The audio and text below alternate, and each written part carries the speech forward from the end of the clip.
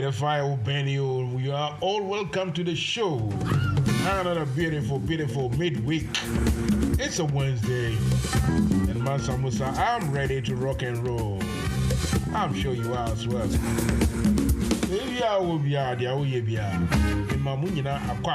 Where's the Lord?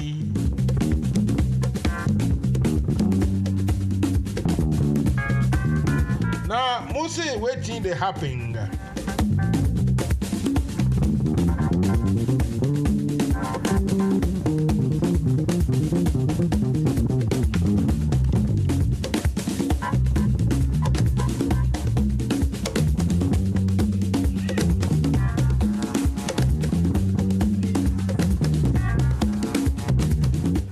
Beautiful mid-weekend. It's a Wednesday. We are going to discuss so many things, everything else. And yes, hopefully I will get my friends all the way from Accra in Ghana, and they will join me to discuss so many issues. So don't go away. Rather tell a friend to tell a friend that MUSA is ready and is rolling. Very soon I will share the video, what we call it, the Facebook link, so you can see my beautiful face. See what I mean? You see what I mean?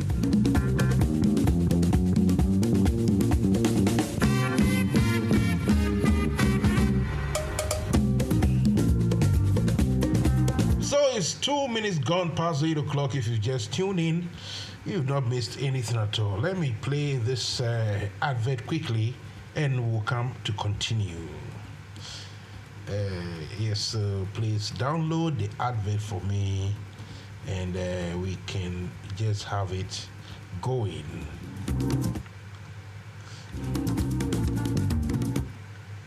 Right.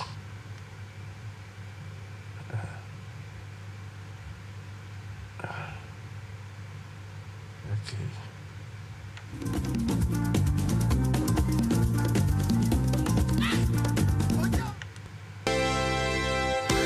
Telemon NFM Dinner Dance Party is live on the 22nd of December 2023 at Oasis Banquet Hall, 628 Thames Road, Barking, IG 110HG. Time 7 p.m. to 2 a.m. Dress code smart and sexy. Ticket price single £55, couple £100. DJs on the night: DJ Rexy, DJ Lorsega, DJ DX, and DJ Slim. MC Parkman. There will be a big surprise on the night. This event is sponsored by Pay Angel, Millennium Cleaning, Clown Princess, Cargo Bar and Lounge, Afia Kenke, Accra Palace, and Julian's. For all your tickets, follow the link and also the contact information. This event you cannot afford to miss.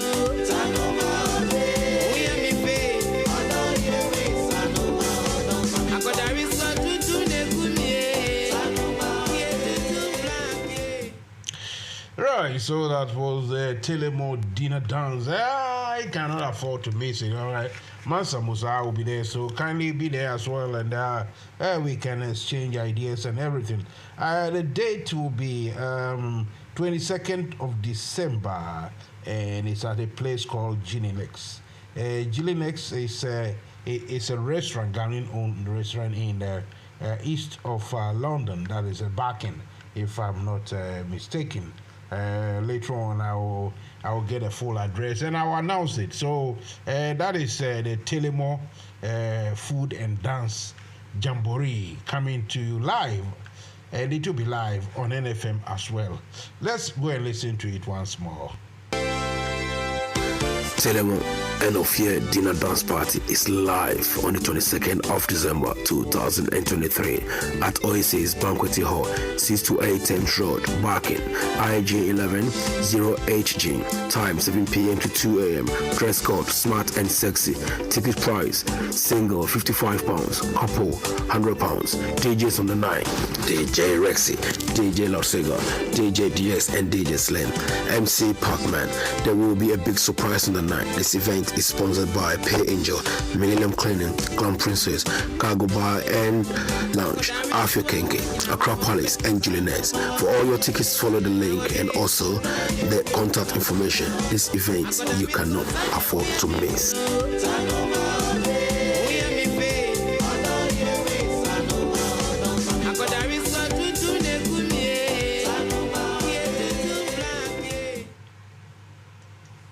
Sydney Discotheque, verano del 79, con la mejor música del mundo, del mundo, del Okay, mundo, what? del mundo, del mundo, del mundo. Ojaye!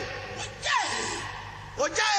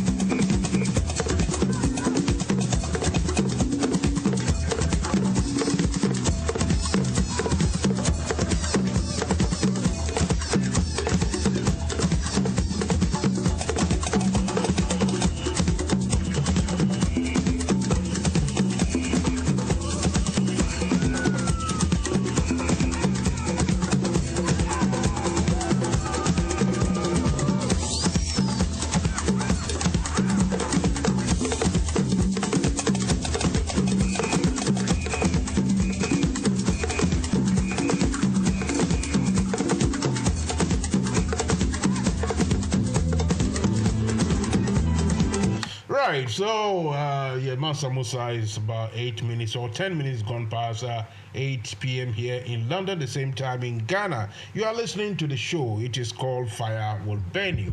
And I don't mean anything literally. It is, it's metaphorical that fire will burn you. When you come and meet me here, you got to talk and speak nicely and properly. You see, when you are saying everything correctly, then you are safe. But if you misspeak or, you don't speak well, then fire will burn you. Anyway, today someone sent me a video clip of something very appalling indeed. Whatever it is, it's not right. What it is, it looks like some abandoned railway lines, abandoned railway lines that whether it's abandoned, hopefully I think it's abandoned, because if that railway line is in use, people wouldn't be, going around removing the rails and the tracks and everything. The point is, some parts of Eastern region, I'm told, in parts of Accra area, the railway lines or the railway tracks are being removed, not officially by the owners or whoever owns the track, that a rail track or the Ghana Railways or whatever. No. But individuals who have seen or found lucrative monies in removing the rail tracks and the sleepers, using them as scrap or something like that, making money out of it illegally. which is not really beautiful at all. It's not nice. It's not correct. But it's happening. You see, under Akufo-Addo's regime, anything goes, and it's like wherever you are, you can just continue making money. Just make your money, you know. So whatever happens, you got to chop where you be kind of where you are at. Thank you very much indeed. You got to chop where you are at. So because of that, it looks like it's a free for all. Also, your government is in power, so for that matter, you can do anything and everything you want. So I've been told that some MCDs or whatever, DCEs and MCDC, whatever, the government appointees, they are using their position to illegally make money out of a criminal activity. And when I say criminality, everywhere on this planet, if you remove rail tracks or what do I say? Yeah, the railway lines illegally, quietly to go and sell, you can go to jail. But what I'm saying, you see, people are not even stealing the tracks in the night or something, but right in the daytime. In the daytime, people are seen removing the tracks to go and sell as scrap. And that, to me, it looks like there is no governance or proper accountability or anything of that sort in Ghana, and that is really a big shame. Tonight there is a German in Accra or the eastern region, Mr. Kojo Dankwa, who has agreed to come and say hello to us. Lord, okay, all right, thank you. Okay. Yeah, Mr. Kojo Dankwa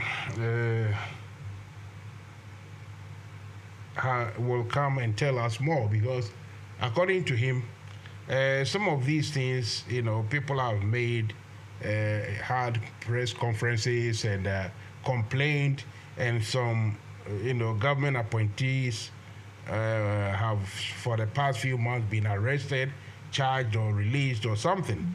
But really, you see, I think so mine no Akufo-Addo ejemu nim se o ko wanya ne sika enti hwe mfa ne ho. And akwati say, if you can chop where you are, then chop. That's all. Obia mbusa hwe, no questions asked. You can steal as much as you want, and no one will bother you. This, I suppose, isn't clever. It's not nice. And the earlier, okay, thank you. The earlier we put stop to it, the better. Because in the end, one day, it will happen that something very serious or dangerous, and a dangerous outcome may happen, and it won't be in anybody's interest at all. So, MANSA MUSA, you know me, I'll find my pen and start writing very soon, and make sure that I ask some few questions about how or why the railway tracks are being dismantled illegally, and no one seems to care, i.e. the police, the people in charge, the authorities, don't seem to mind at all what is going on. As someone would say, this is not on, this is not proper, this is not good. When did we go from a country, a state that is governed with law and by law, from that state to now where it seems everybody does whatever he or she wants? And yet, asem papa, cry, and yet, asem papa. Mutie Mansa Musa, the program is called Fire Will Burn You. Let's go for a short musical interlude. I'll be back. Discotech, verano del 79, con la mejor música del mundo. Ojaye!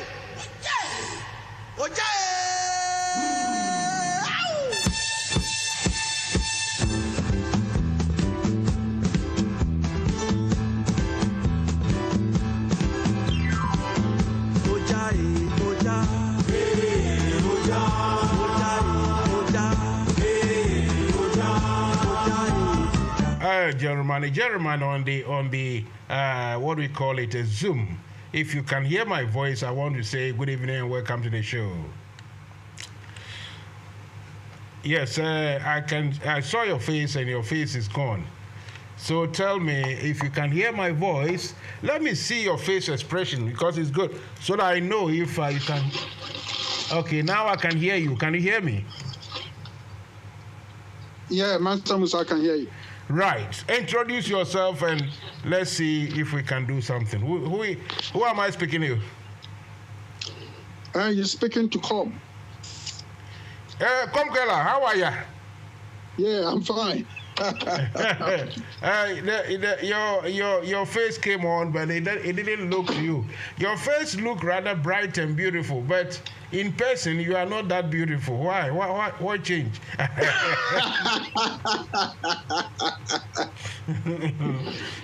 I was trying to sit down.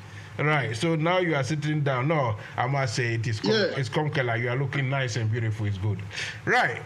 So how has it been issues? Where have kept you away from the limelight? I know you guys had your elections not long ago, but you have been out of the system for a long while.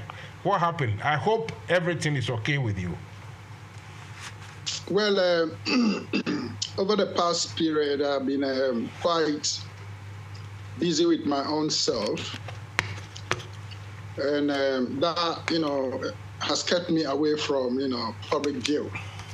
For instance, in our last elections held in North London, could you believe I wasn't there? I was too busy, so I couldn't have time to go there.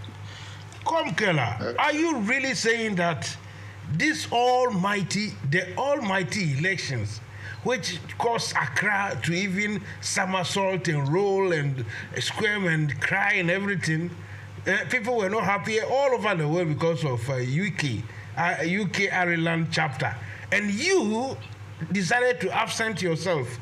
Jesus Christ, that's a controversial offense, That tells you the extent to which I was engaged. Sure. So, at certain point, when you're very engaged, there's nothing you can do. You just have to send your apologies, and then move on.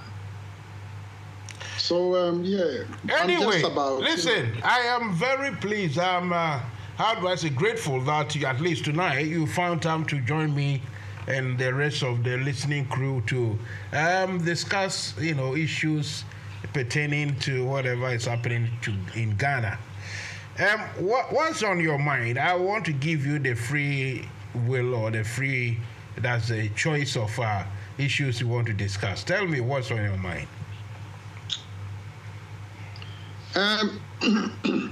What's in my mind is NFM the current administration. They should move away for the can-do administration to come in to put things right, because the way it is now, we don't have any leg. The whole economy, the Ghana itself, has no leg to walk on. For instance, if I say we don't have leg to walk on, it means our foreign reserve is depleted. We don't have any foreign reserve to say we have an economy. The last straw which broke the camel's back was the expectation that the IMF was going to help. And that before you continue, let me let you know that because your picture is showing nice and bright, I'm transposing it right onto Facebook and on YouTube. So they are not only hearing your voice, but you'll be seen on Facebook as well. Please go ahead. Okay. So as I was saying, Ghana at the moment has no leg. So it means we don't have any foreign reserve to say we have an economy. And for this reason, we couldn't even get any support, reasonable support from the IMF. So there's nothing for the economy to actually say we're going to rely on this and that to rebuild. In respect to this current administration. So now, this current administration, who are almost 8 years in power, they should move off for those who can do to come and then rebuild the economy. And as we've all seen before, or noted before, it was only the NDC administration that was building Ghana before it was kicked out. And we just have two major parties at the moment, which is the NPP and the NDC. So if NPP comes in and their performance is abysmal, why would we have to vote them again? So Ghanaians should rise up and then kick this administration off. Their current leader, who is Dr. Alhaji Bawumia, we've all seen what he can do. Lots of talking, no action. He is now run out of tricks. All his tricks, he's exhausted all his tricks, and he's now exposed big time as somebody who only talks, dramatize on platforms, and yet can do nothing. So with the incoming NDC administration, we've all read that the leader, John Dramani Mahama, is promised a 24-hour economy. And we know, most people know what this is about. And to those who don't know what a 24-hour economy is all about, it's just simply all parts of the economy which is going to be reignited. It's like a system. All individual parts will work together to form the main system. So every aspect of the economy will be reignited to form part of the economy. The collapsing economy will be revitalized. And how are they going to do that? For me, I know this NDC administration, they have the men, they have the ideas, they have the connections, which is very important. They have the connections that can bring back and grow the Ghanaian economy. So if anybody is listening to me today, let's go and vote for the NDC, John Dramani Mahama and his team, to come and save the economy, because the economy as it stands now is a total and complete disgrace, not just a failure. It's a complete disgrace where you had credit agencies have downgraded our credit facilities, downgraded the economy totally to a level where it's going to take some time to rebuild confidence, which is most important. You know, if I should give an example, I had some friends in the banking sector in Ghana who convinced me severally to invest or to put some money down in Ghana in a savings account.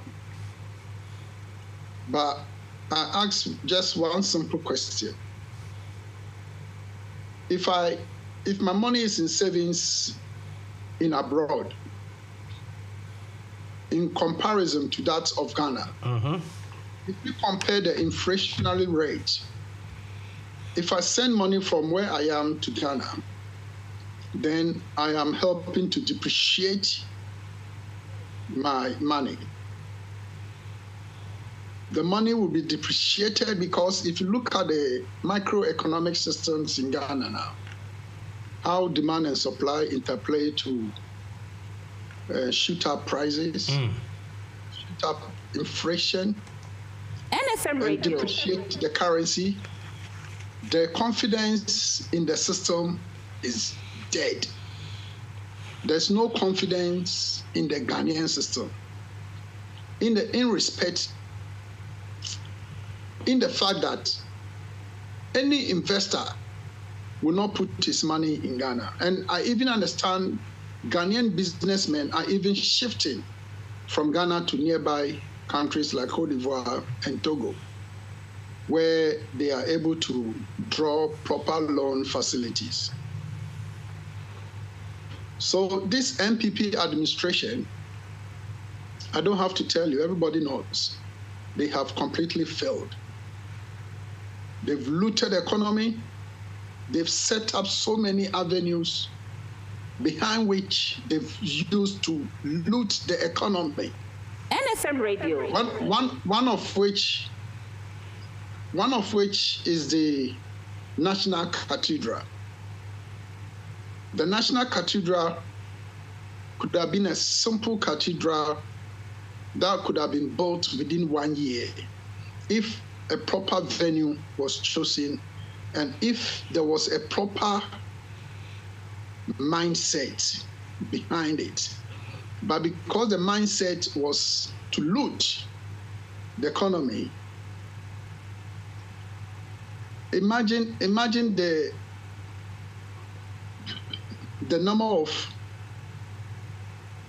buildings that they have to raise down, lawyers, buildings that belongs to lawyers, private properties and all that, before creating a site for this national cathedral, which never became a cathedral, than a swimming pool. So that is just one such avenues that this government has created to loot the people of Ghana. And there are several of these. So, MANSA MUSA, as I'm speaking now, the number of calls I get from Ghana, the complaints people are making, nothing is coming, nothing is going, and nothing is moving. I had a aerial photograph from the Tema port to show the number of containers that come in a day, as compared to when it was the previous administration. Nobody will tell you the difference is too huge, and nobody will tell you what is coming in and what is going out and how it's affecting the macroeconomic indicators in the country. So clearly, we can see everybody knows that this Akufo-Addo and Bawumia's administration have completely collapsed. Let us help them to collapse it and then ban them out from the system, never to return again, and vote for the nation builders to come and then rebuild Ghana. I think this is all I have to say, Mansa Musa. Brilliant, brilliant, brilliant. There, I must say, I don't know. Are you in line looking for what to or fighting for the position of communication officer? Because I think you are the type that your people will need. Nice and confident and accurate, specific, points, well specified, well raised, well spoken about. You are good for the job. Before you answer that question, I have to say, as my producer will remind me, anytime we hit the mark of 1,000, which I can see, I have to say that you guys should bring your adverts. We have loads of room for advertisement, commercials. So please call the studio number 0208-123-5911 or 07876-251-261. Or if you know Mansa Musa, my private number, call it. And, we negotiate nicely, amicably, and should I say very favorably some cost of making adverts on our portal, NFM Radio. Anytime it reaches the 2,000, I have to say the same. And that means I have to play this advert. And there's a group, they call them Telemo. Telemo in Ghana is that carry it, something like that. And they are doing some music dance show. Let's go for the advert. The advert will tell us everything instead of me, whilst my guests will wait. We are waiting for the other 2 or 3 guests from Accra as well, so don't go anywhere. Telemo NFM Dinner Dance Party is live on the 22nd of December 2023 at Oasis Banquet Hall, 628 Thames Road, Barking, IG 110HG. Time 7 p.m. to 2 a.m. Dress code smart and sexy. Ticket price single £55, couple £100. DJs on the night: DJ Rexy, DJ Lorsega, DJ DS, and DJ Slim. MC Pacman. There will be a big surprise on the night. This event is sponsored by Pay Angel, Millennium Cleaning, Glam Princess, Cargo Bar and Lounge, Afia Kenke, Accra Palace, and Julianets. For all your tickets, follow the link and also the contact information. This event you cannot afford to miss.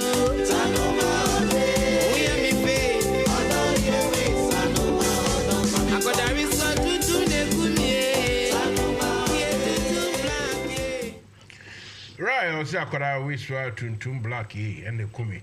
I don't know which one kills Mansa Musa, but I'm there all weather anyway, anytime. Anyway, so you are listening to Mansa Musa, one and the only on this show called Fire Will Burn You.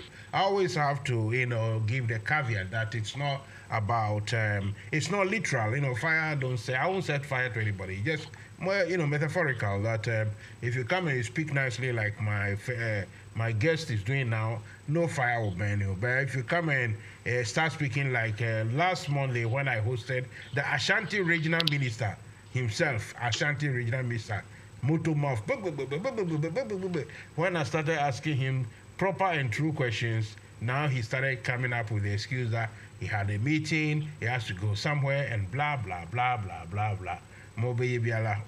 Anyway, Mr. Com Keller is on the line and on Zoom, and you can see his face if I switch over onto the Facebook thingy, and you can see if you also want to join us on Zoom and show your face, show your metal, how you can express yourself for or against whatever is happening in Ghana. Just call in onto the Zoom link or ask me on Facebook to send you a Zoom link, and I will do that, or call me on telephones. Right. Mr. Konkela, you see, this word 24/7, you and I, we live in the UK here, we've heard it, oftentimes, many times, 24/7 this, 24/7 that, is that. We didn't take much notice, or we are taking that particular, what that saying for granted. All of a sudden, Mahama come in, to talk about 24/7. Boom, and it is mayhem in Ghana. What is going on? What do you say to that? MANSA MUSA, with the current situation in Ghana now, one needs a strategy or a direction to resolve the porous situation in Ghana at the moment, to alleviate the suffering on Ghanaians. Without a strategy or a strategic NFM Radio direction, as somebody might put it, because if you look around the world, for instance, Singapore, the only thing they relied on was shipping, seafaring, to go on the sea or to build boats, submarines, oil rigs, and they directed all their resources towards that. And today, any rig, any ship, or whatever on the sea that should be built is built in Singapore. What did Malaysians do? Malaysians took education and directed all their resources into education. It is only recently that we had accounting university in Ghana. We didn't used to have that. But if you go to Malaysia... Are you sure we didn't have it? I thought University of Cape Coast did that specifically, or maybe I'm wrong. No. Maybe I don't know what you are talking about here. If I'm talking about accounting university, I mean chartered accountants. Okay, fair enough. Not just a degree in accounting. No. Okay. A professional accounting university. A university where when you complete, you are almost completing your chartered accounting or professional accounting. Yeah. You know, if you go to university and then you do MSc, BSc in accounting, it's still classed as a bookkeeping or bookkeeping. Until you do your chartered, you can't call yourself an accountant. So Malaysia is one country that directed most of her resources into education. And my mates, Malaysians, I met in London. From Malaysia, within a short time, they become chartered accountants because of the previous qualifications they had before coming here. It propels them quickly to become chartered accountants. And that is the level of education Malaysia has that even brought about KPMG, which has its headquarters in Malaysia. So that is their strategic direction. So for a country to resolve a problem, must have a strategic direction. If you go to India, the whole world, you can't beat them with IT. Why? What happened? Because they directed most of their resources into IT. And that is a strategic direction. So now coming back to Ghana and looking at the situation we have in Ghana now, where we don't even have a leg to walk on, we need a strategy to save the economy. Sure. And that strategy is a 24-hour economy where every individual, from the farmer to the shoemaker to the saloon, dressmaker, the taxi drivers, Okada, and everyone, the Kaya, yes, everyone is involved in a 24-hour economy.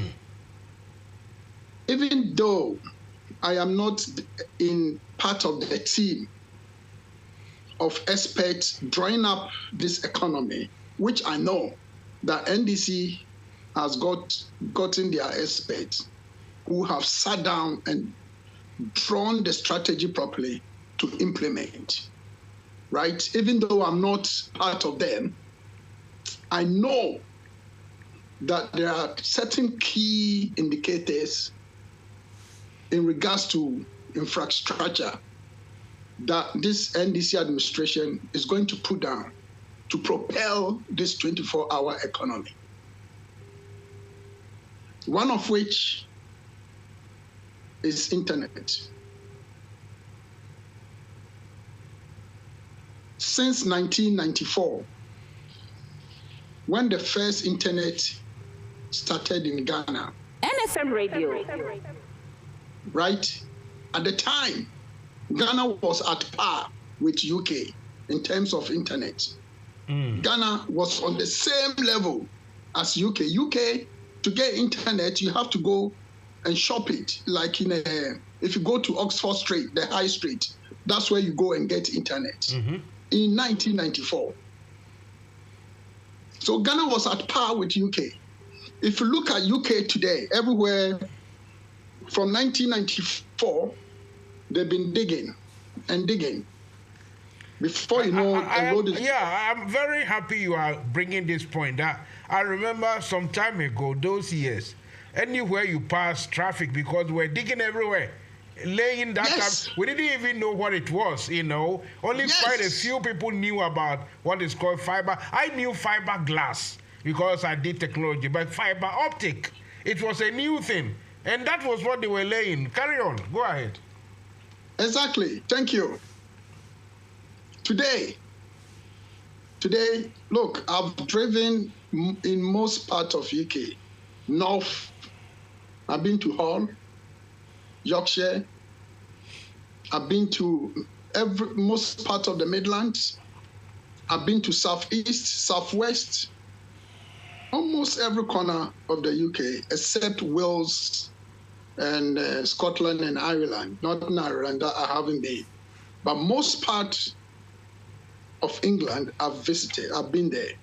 And every corner you turn, there's internet. And you know what the internet does? It helps you to do your business. Yes. It helps you to communicate. Within a second, you've communicated down to a business. You'll be there in 5 minutes, or in a meeting, or that. So, for the last 8 years, that this Akufo-Addo and Bawumia's government have been in power, what have they done about internet infrastructure? To increase internet infrastructure in Ghana. Apart from the ICT center in Accra that Mahama built and Bawumia is using, what have they done to increase internet infrastructure in Ghana? Don't forget, NDC was working on that to increase internet to the northern part of Ghana, the Midlands, and most part of Ghana. You are talking about the raw proper infrastructure. That is the what do we call it? The hardware. The hardware, including the buildings, that is what the stations. That is what is going to bring internet. Okay. If you don't do that, you can't get internet. That is what was going to bring internet, Wi-Fi, for people, especially hospitals, universities. Today, if I sit in a bus, not even in London, outside London, I get internet in the bus. You see, I get internet in the bus, in the coach. Yes, it's everywhere. So with this 24-hour economy, is going to re-engineer most part of the economy. To awake the sleeping dogs within the economy, to awake them up. And that is what the 24-hour economy is sought to achieve. The 24-hour... Oh, go ahead. I thought you've dropped, you've landed. Sorry, go ahead. No, if you want to add something, you can I just want to welcome the other guys, members on the Zoom. That is Mr. YK of Common Purpose Alliance. The last C, if I forget what it means. Common Purpose Alliance, what? Just say Common Purpose Alliance, CPAC, Ghana. CPAC, that's it. Common Purpose Alliance. You, Matimiti, Waka. Mr. Ken B. Hello, welcome. Hello, Ken B. Okay, Ken B has switched off his microphone. Right, you're listening to MANSA MUSA. It is a Wednesday midweek edition of Fire Will Burn You. I always have to put in this clause, this caveat that I don't do fire. I'm not going to set fire to anybody's balls or anything. Just that, metaphorically, if you speak well, you go away laughing, to go and enjoy with your wife. But if you don't speak well, fire will burn you. The other time, Monday, the Ashanti regional minister, Simon Osei-Mensah, was here. He talked and talked and talked and talked. When I started asking a bit of pertinent questions, he said, before I came, I was going to have a meeting, this and that, I've got to go. Then later, he became very aggressive and started shouting and everything. Well, that is the beauty, sometimes occupation hazard. So we'll live with it. Mr. YK, if you have joined in, we are talking about a 24/7.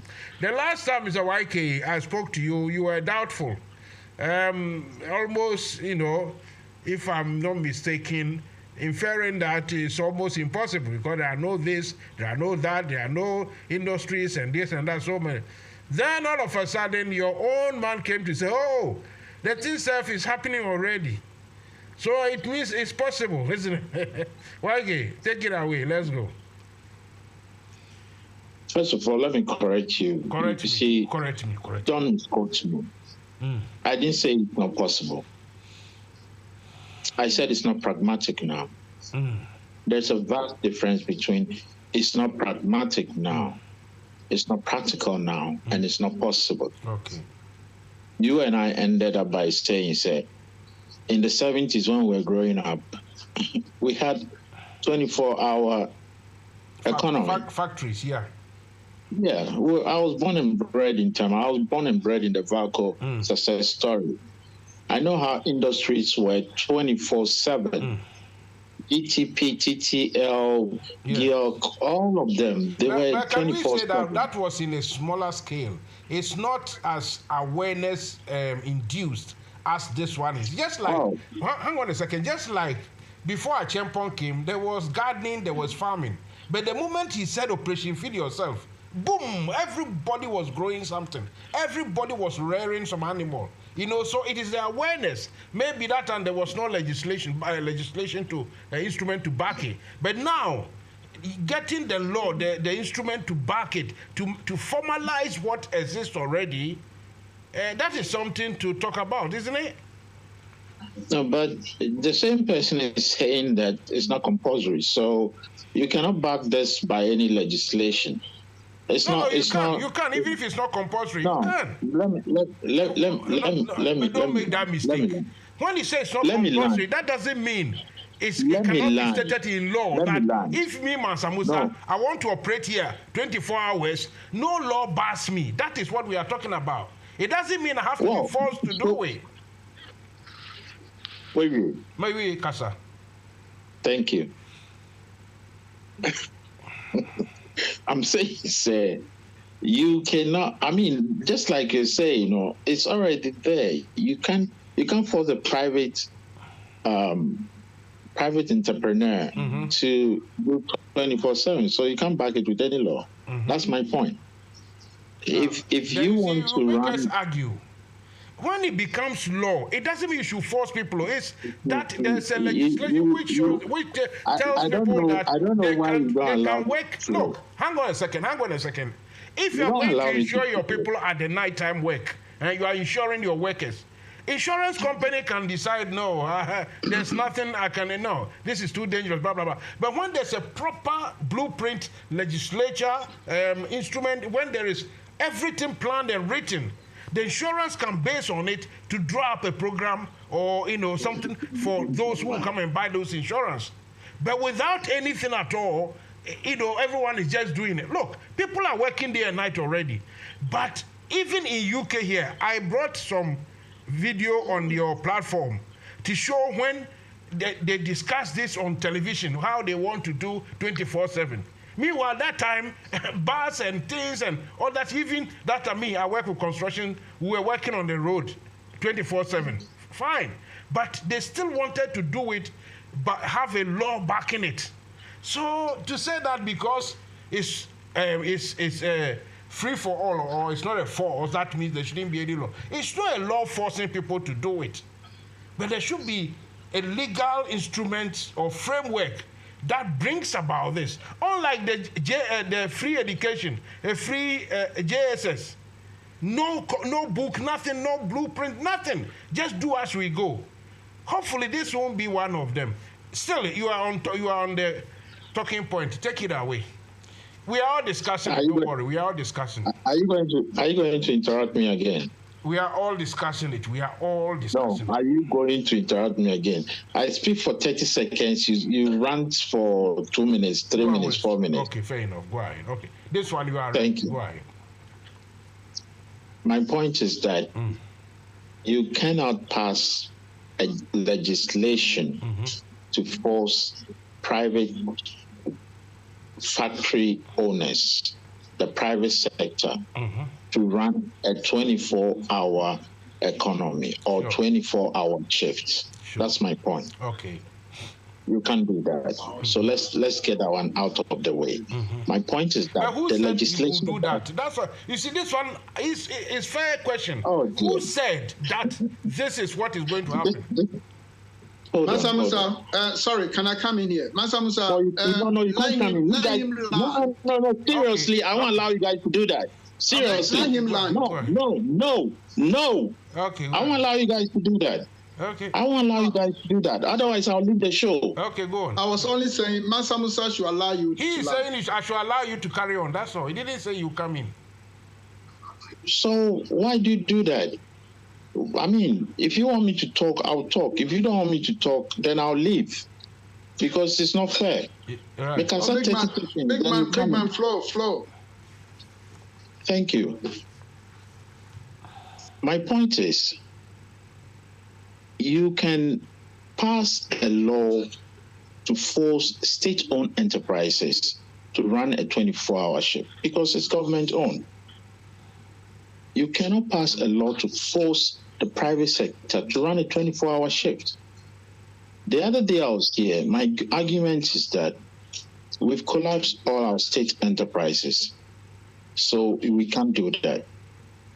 We don't have the foundation there. That's the point I was making, to run a 24-hour economy without state enterprise, because we don't have it there. So until we build that sort of foundation, before we can run an economy based on 24-hour operation. That was my argument. I didn't say it's not feasible, but I said the foundation is not there. Now let's go forward to the fact that he himself said it's not compulsory, because he knows very well that even before you say it, you can't force the private sector to do it. So it goes without saying that it's not compulsory.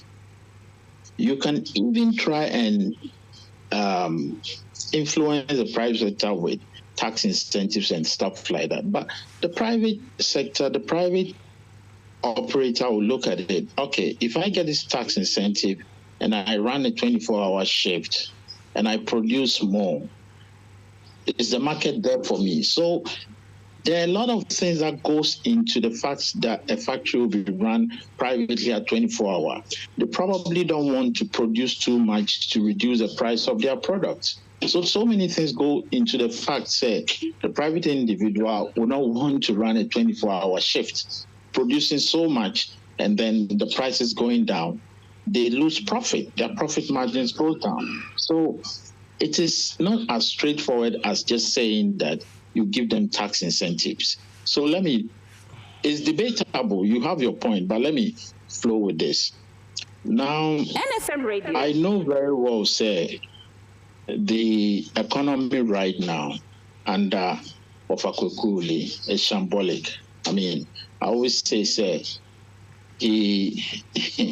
his leadership, his dysfunctional leadership of Ofakwekuli has really gotten to the peak of why we are in this mess.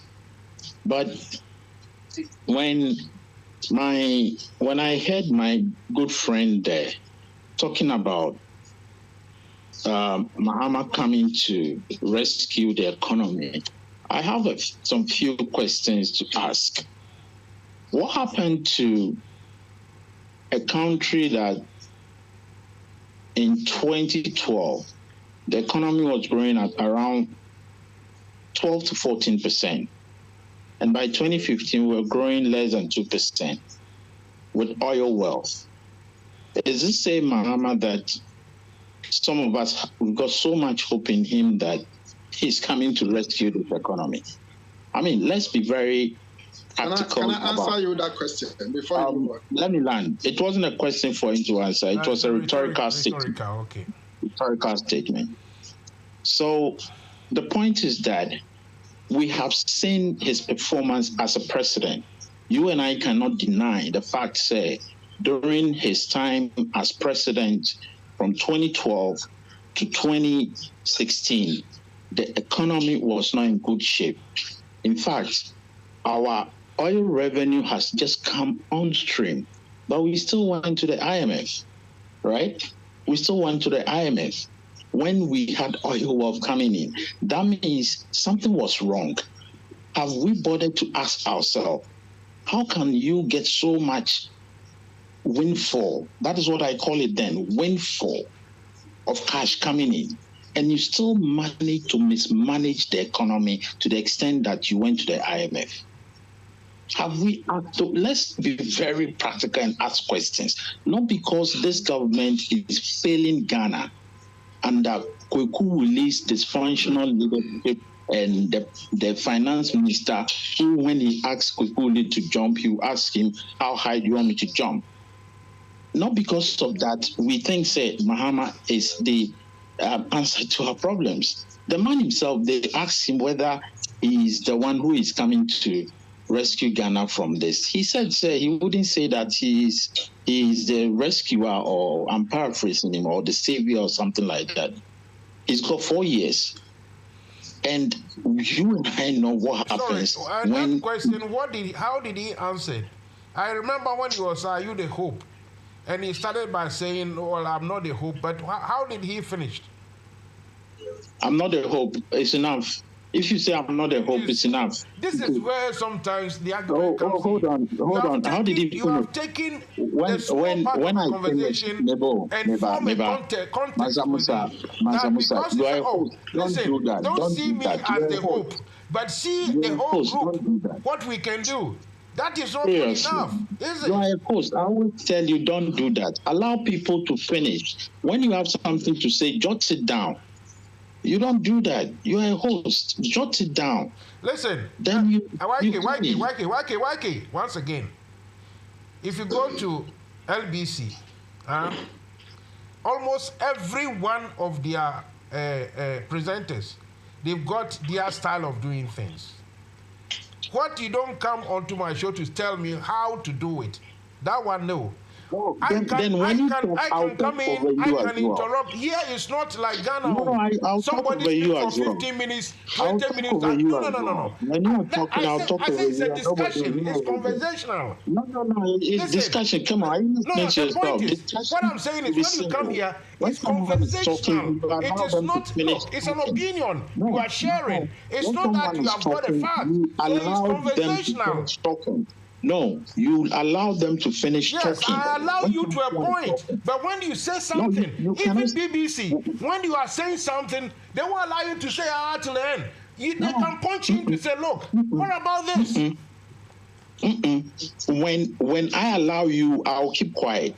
But when I'm flowing, I'll say that, carry on. No, be civil and let me finish what I'm saying. I'm saying that it's conversational. Why don't you understand? If you go to where they will allow you to talk for 20 minutes, I'm saying this is conversational. We are all conversing. It is not interview. Even when you are having a conversation, it's conversational. What don't you understand? It has to be civil. Yes, it is civil. But if I come here, it is conversational. It's not civil. So when I was listening to the guy, I'm saying that we are conversing. It's not an interview. I listened. You see, this is the problem with you. I listened to you when the guy was talking. Look, because he was saying on my show, stuff. On my show, I'm saying that it's conversational. I'm out. When you come and tell me what to do, how to do it, I don't tell you how to do or manage your platform. I don't. Konkala, let's go. Can be. Hello, can be. Yeah, MANSA MUSA, I'm just listening with all the excitement and everything. I mean, I think, listeners could bear you out on this one. So I'm just quiet listening. So at the point, I'll chime in as well. Okay, so you are not ready yet. MUSA, can I answer some few questions here? Yes, I was going to ask him. You see, he has got the hots, as they say. His love is with Bawumia, and so anytime he's accusing or blaming the Akufo-Addo group, he wants to take Bawumia aside, forgetting that Akufo-Addo brought Bawumia and told us that Bawumia is the economy. So today, how do you take Bawumia aside? Sorry. MUSA, can I answer? Go ahead. Can I come in here? Come in.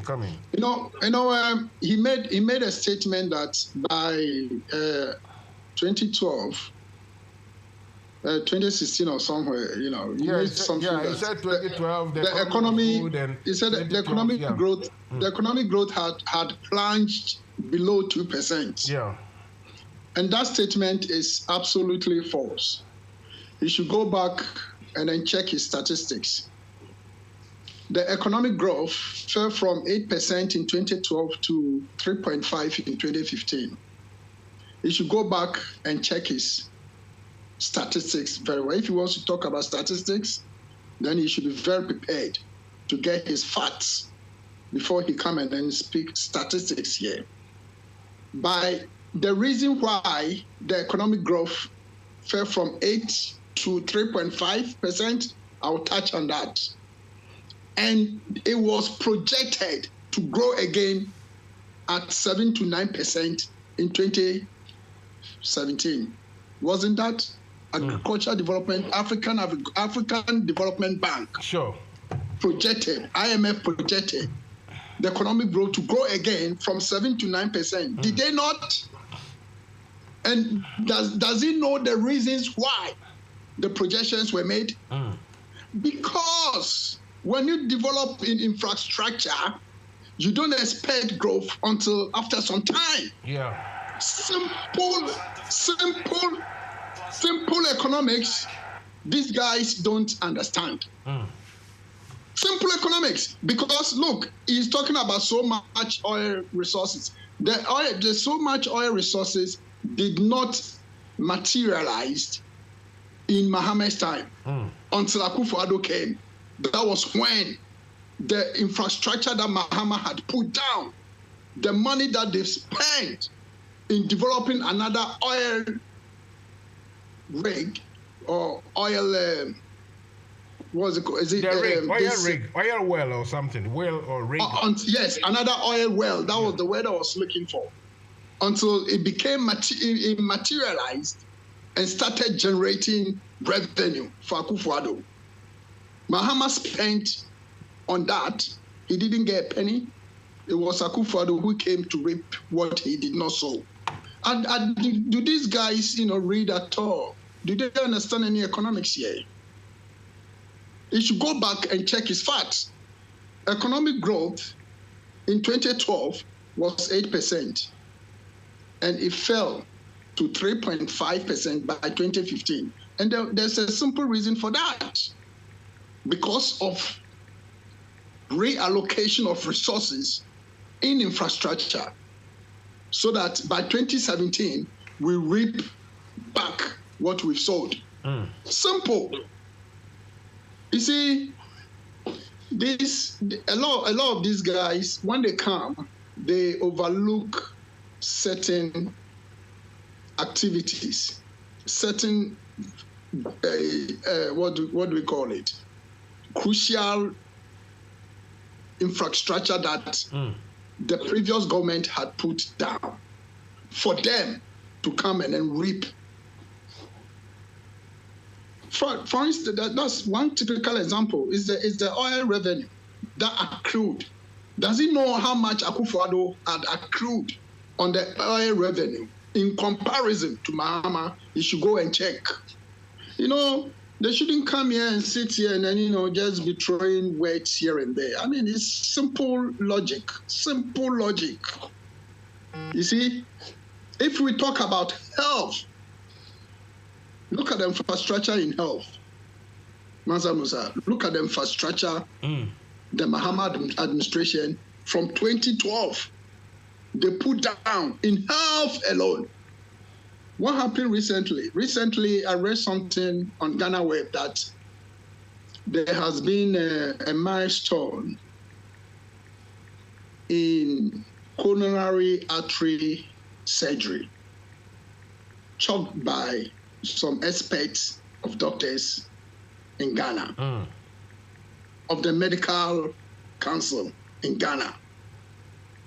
Right? Something, a coronary artery surgery, something that has never been performed before in Ghana. They were able to do it. Without infrastructure in health facilities, how would they do that? And who has been putting those infrastructure down? Who?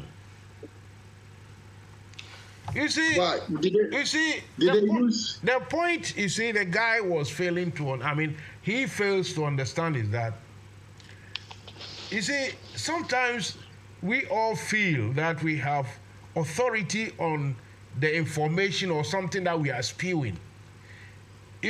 When I say, look, when I invite someone and say we are doing interview, it's different. I ask a question, you answer. But when I come, so what do you want to say? Let's converse. Let's have a chat about everything. It's you talk, I talk.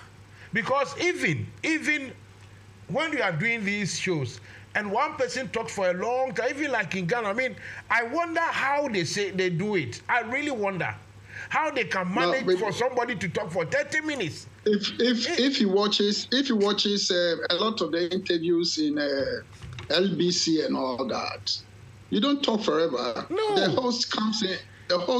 If you are deviating from the main point, or you're not making the relevant, the host will come in. Let me talk. Let me finish. Then they will talk for 20 minutes. No. It doesn't work like that. It doesn't work like that.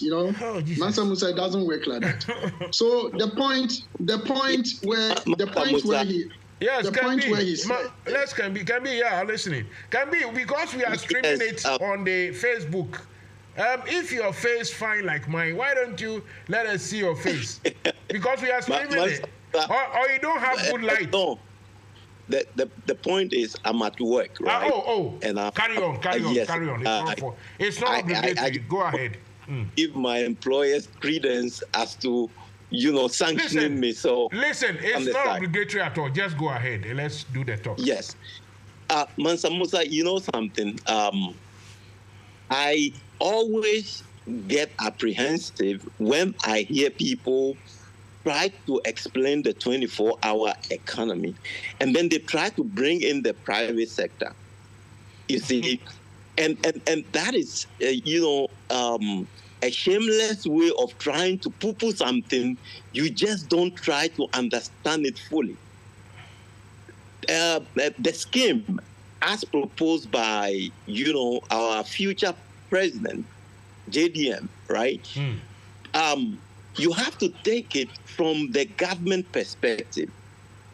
If you think what the government is capable of doing, and then you extrapolate that, then you can look at it globally. For instance, take the government universities, just as an example. We have so many of our kids who finish school, they can't get admission to Legon or Tech and the others. Mansa Musa, are you with me? I'm listening. We are all listening to you.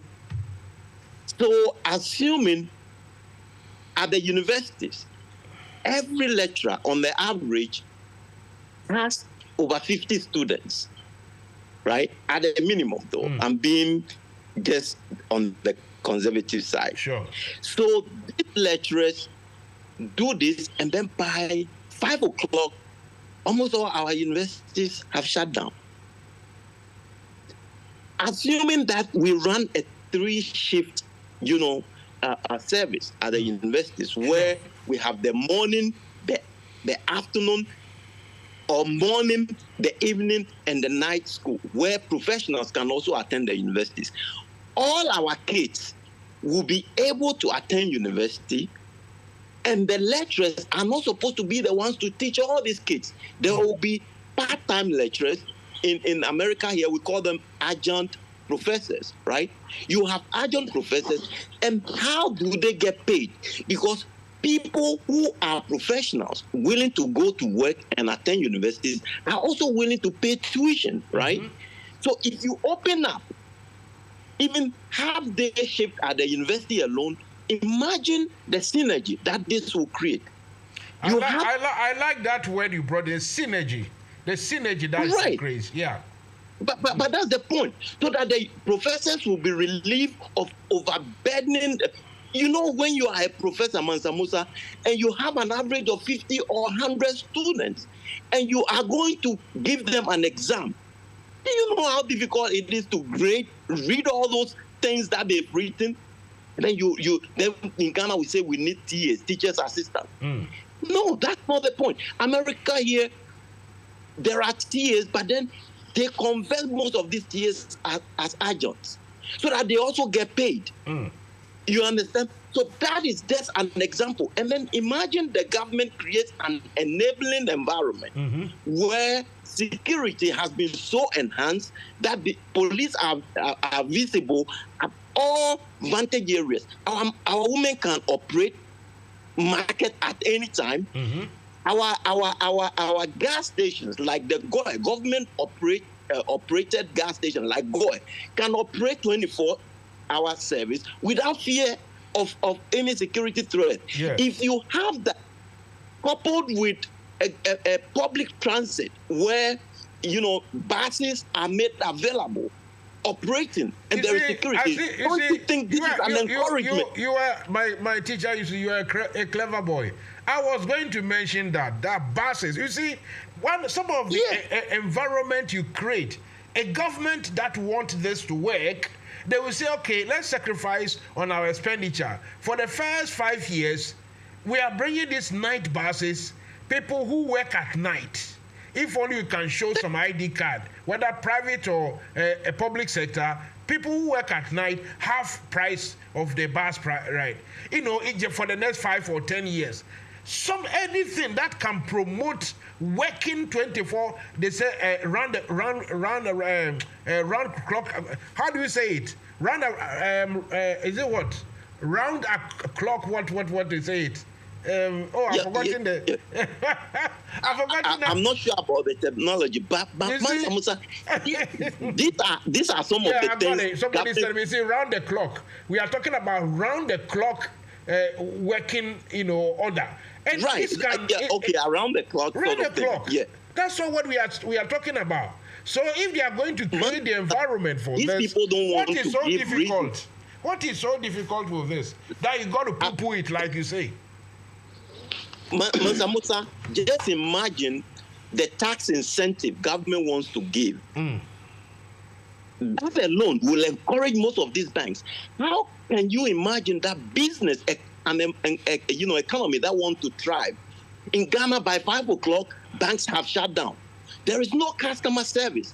After bank service, where you say, I'll call somebody regarding a major transaction.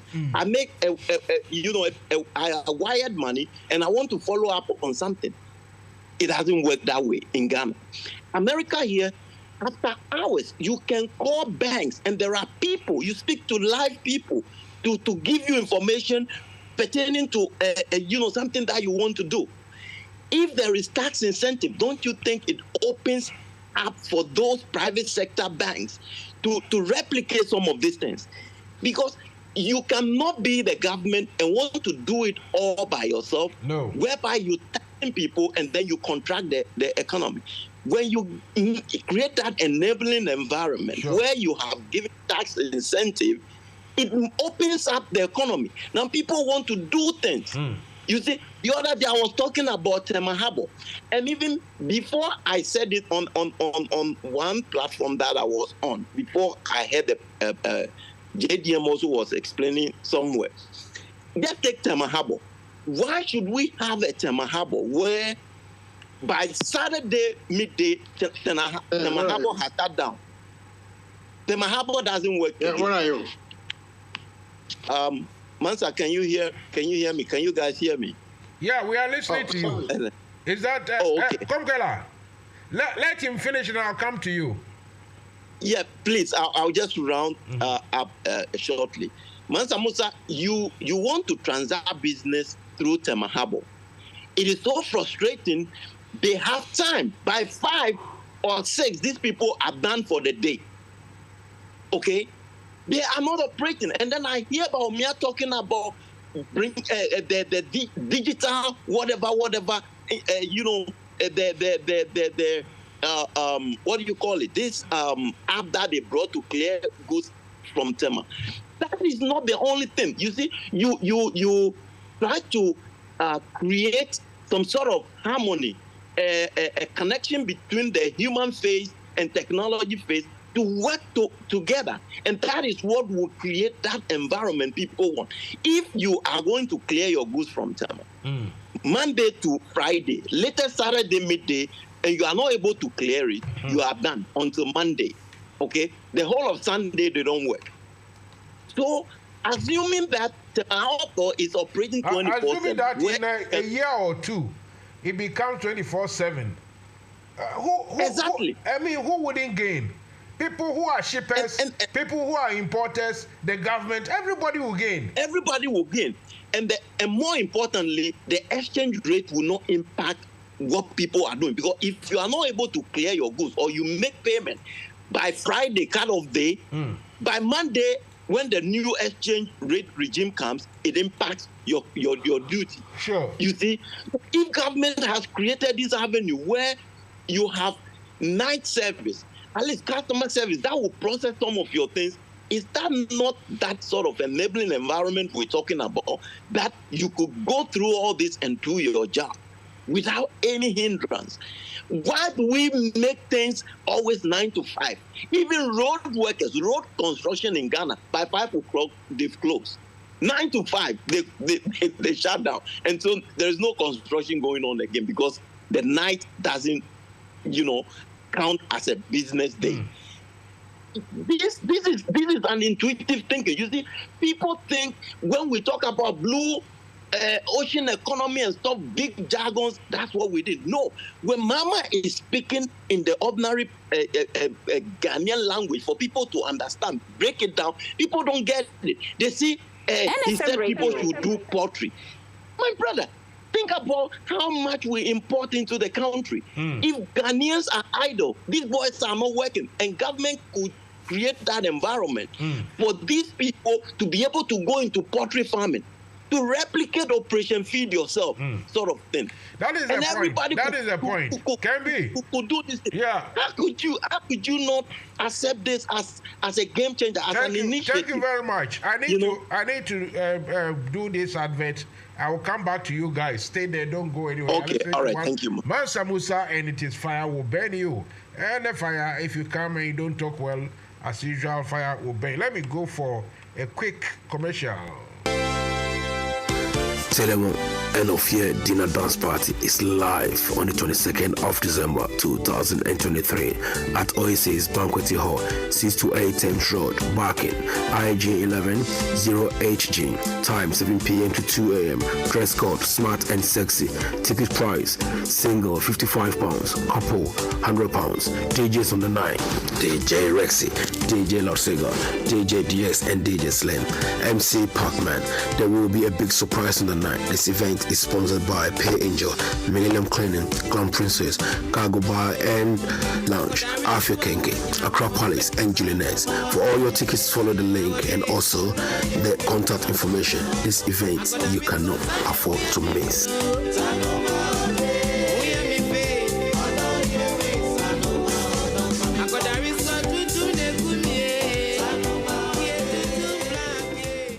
NFM Radio, emu daho. Menua, si fire will burn you. NFM Radio. Jumedia MANSA MUSA ede bro. Ejuada kopem memneda. Enumre non song. Ekopem non du.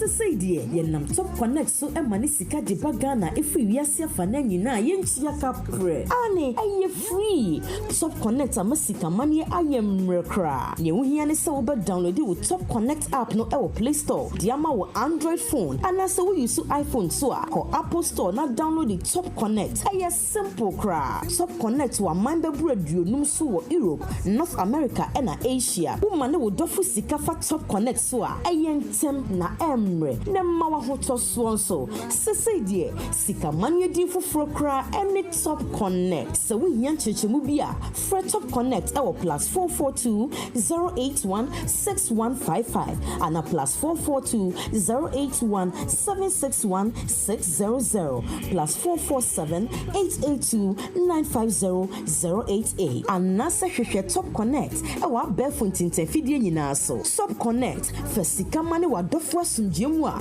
wontia kapre top connect yenso ye dienie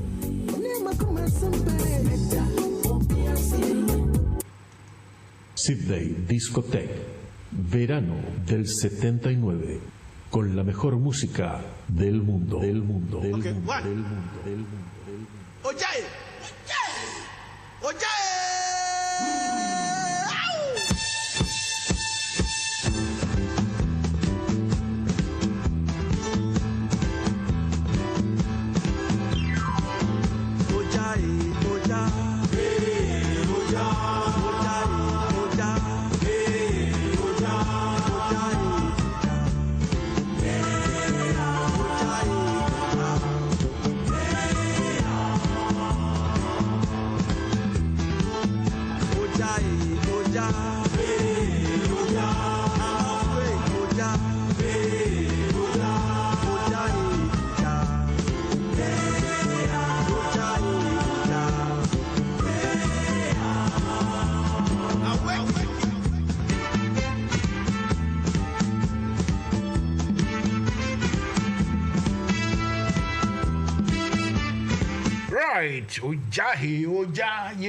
Oja, 21:24, and that is the time. That is 24 minutes gone past 9 p.m. here in the UK.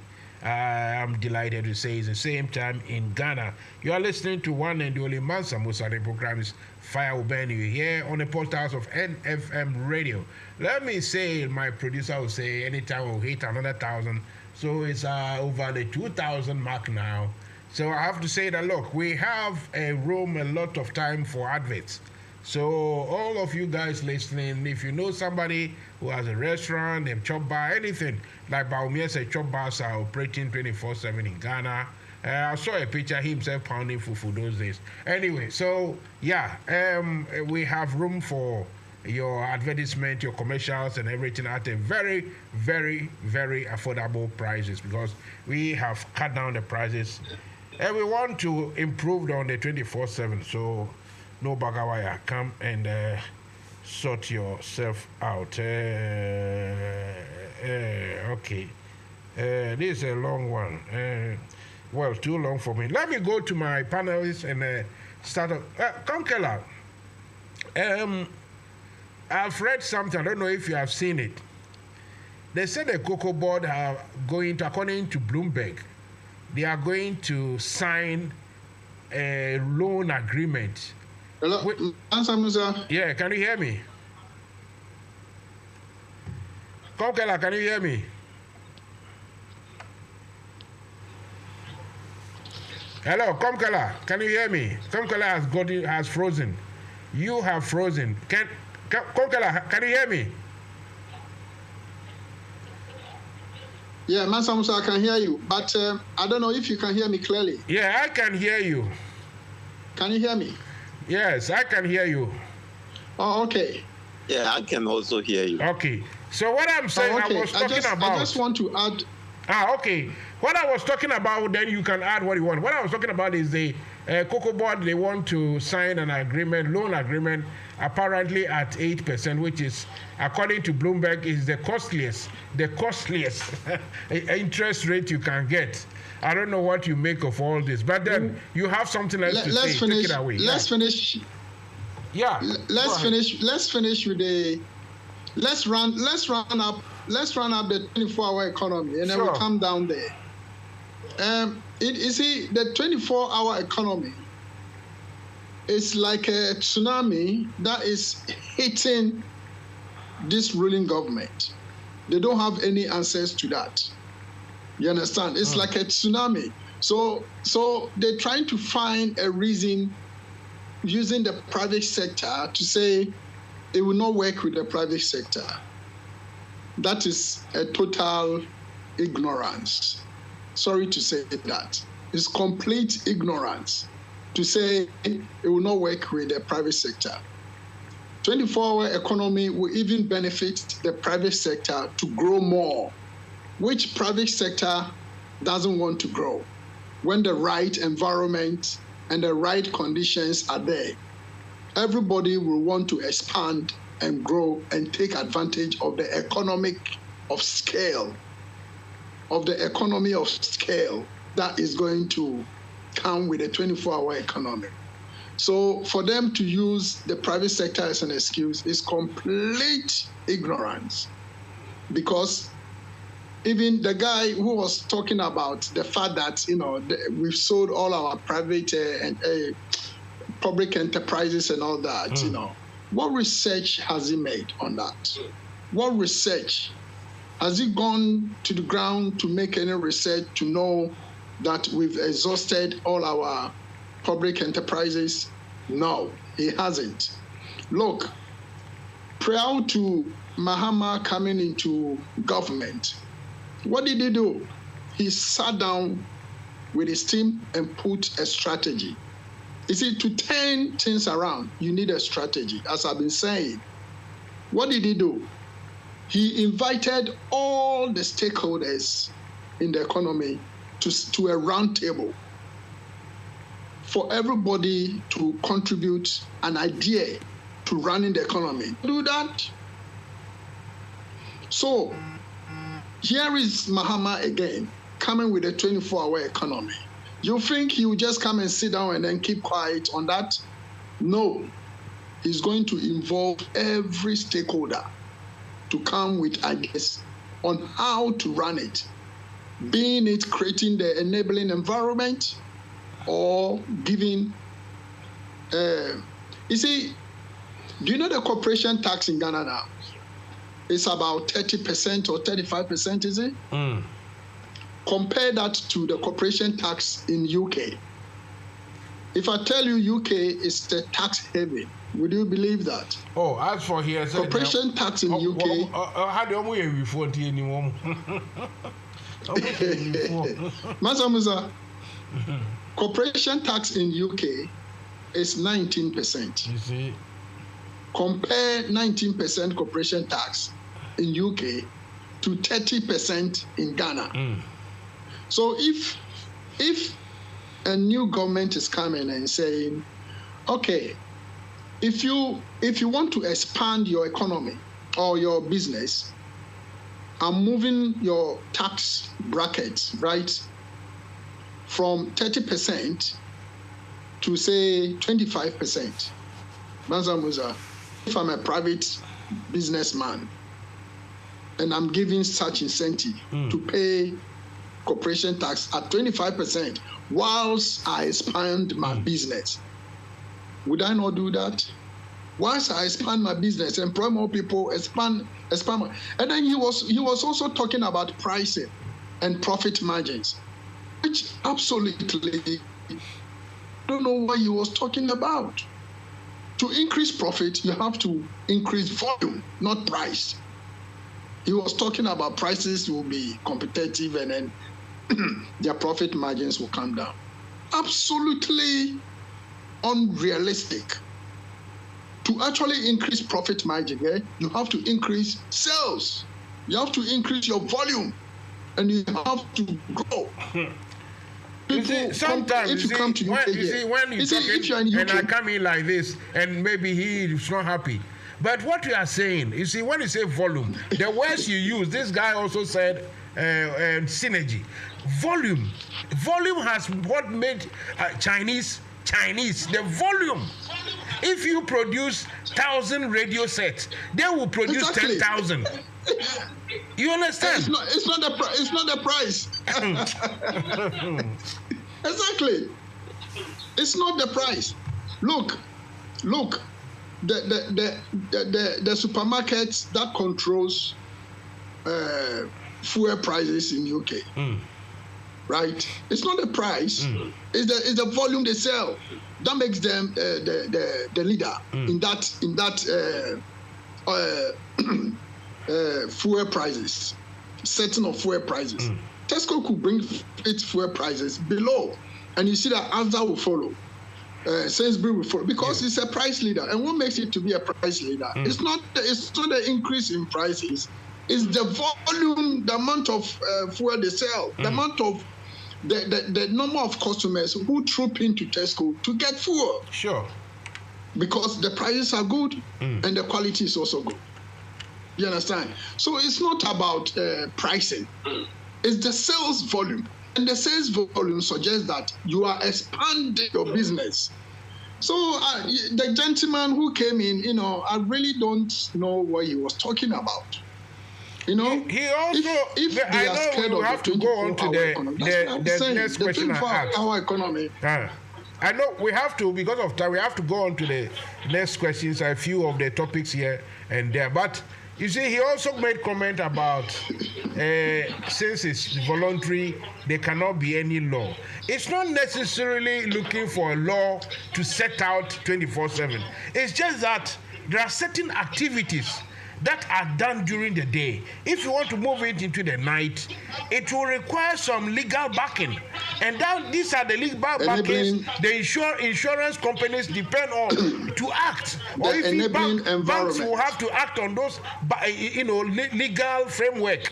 And this one too, he didn't understand that, because it's not compulsory, there shouldn't be any legislation. I mean, I don't get it. I don't know, but then anyway. It's you just have to make the environment conducive for all businesses, then they will join. That's it. It's as simple as that. That's it. I said this 24 hours economy is killing the NPP. I'm telling you, it's a tsunami. Boom, like that. But they can come out, to